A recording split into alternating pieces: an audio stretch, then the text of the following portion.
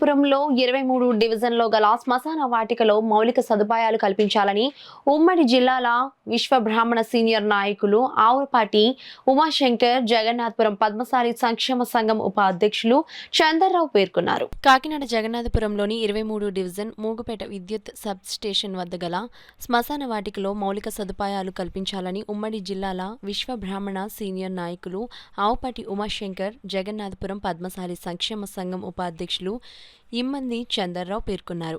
మంగళవారం శ్మశాన వాటిక వద్ద నిరసన కార్యక్రమం చేపట్టారు. ఈ సందర్భంగా వారు మీడియాతో మాట్లాడుతూ గత ప్రభుత్వంలో శ్మశాన వాటికకు 80 లక్షల రూపాయలు అభివృద్ధి చేయడం జరిగిందని, కానీ శ్మశాన వాటికకు కాపలాదారులు లేకపోవడం వల్ల అసాంఘిక కార్యక్రమాలు జరుగుతున్నాయని, శ్మశానంలో తుప్పలు పెరిగిపోవడం వల్ల విషసర్పాలు తిరుగుతున్నాయని అన్నారు.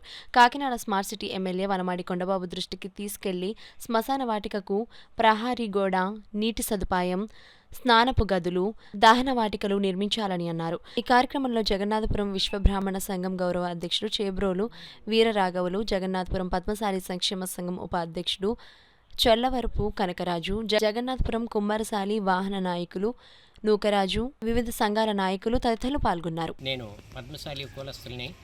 తర్వాత ఇప్పటివరకు మా సోదరులు ఈ హిందూ శ్మశాన వాటిక గురించి మొత్తం చెప్పున్నారు.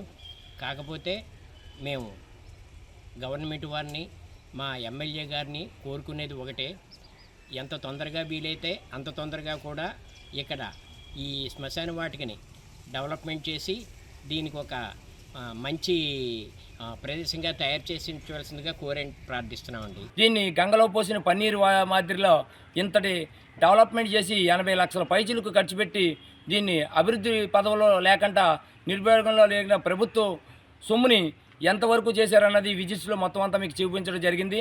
కనుక వెంటనే తక్షణమే మన గౌరవనీయులైన కాకినాడ స్మార్ట్ సిటీ శాసనసభ సభ్యులు అందరి వాడు మన ప్రీతమ నాయకులు ఈ కొండబాబు గారిని ఒకటే కోరుకుంటున్నాం. అలాగే ఉన్నత అధికారులందరినీ కూడా మేము అందరినీ కూడా రిక్వెస్ట్ చేసి కోరుకుంటేది ఒకటే, దయించి ఇప్పటికైనా సరే దీన్ని ఒక వాచ్మెన్ ఏర్పాటు చేసి, అలాగే ఒక కాటికాపురాన్ని ఏర్పాటు చేసి ఇక్కడ హిందూ శ్మశాన వాటికని ఇది ఇప్పుడుది కాదు, గత ఎప్పుడో మహాదాత అయిన మల్లాడే సత్యలింగ నాయకర్ గారు ఇచ్చిన ఇది స్థలం.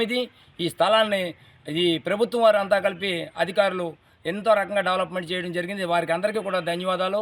ఇప్పుడైనా సరే దీన్ని వెంటనే అభివృద్ధి పదంలో ఉండేలాగా హిందూ శ్మశాన వాటికి ఖననం చేసుకోవడానికి దీన్ని వెంటనే తక్షణంలో తీసుకురావాలని చెప్పేసి మిమ్మల్ని అందరిని కూడా హృదయపూర్వకంగా కోరుకుంటూ, నా పేరు ఆవుపాటి ఉమాశంకర్, 93 బీసీ కులాల రాష్ట్ర ఉపాధ్యక్షులు, అలాగే విశ్వ బ్రాహ్మణ సంఘ రాష్ట్రంగానే ఉమ్మడి జిల్లా కూడా సీనియర్ నాయకుడిగా పనిచేస్తున్నాను.